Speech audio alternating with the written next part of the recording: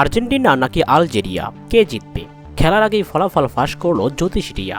খবরের বিস্তারিত জানতে দর্শক ভিডিওটিতে একটি লাইক দিয়ে চ্যানেলটিকে সাবস্ক্রাইব করুন। বিশ্বকাপ ধরে রাখার মিশন শুরু করতে যাচ্ছে বর্তমান বিশ্ব চ্যাম্পিয়ন আর্জেন্টিনা।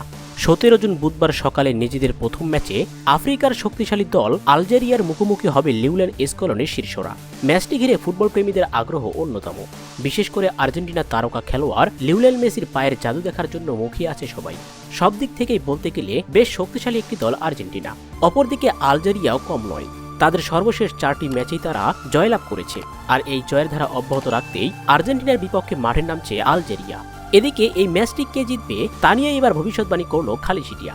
খালিশিটিয়ার সামনে আর্জেন্টিনা এবং আলজেরিয়া সম্বলিত দুটি পতাকা সামনে রাখা হয়, আর বলা হয় খালিশিটিয়াটি যে কাগজটি মুখে নেবে সেই হবে জয়ী। কিন্তু ভালো খবর হচ্ছে খালিশিটিয়া আর্জেন্টিনার পতাকাটি মুখে তুলে নেয়, তাই বলাই যায় আলজেরিয়া এবং আর্জেন্টিনার ম্যাচটিতে আর্জেন্টিনাই জয়লাভ করতে যাচ্ছে।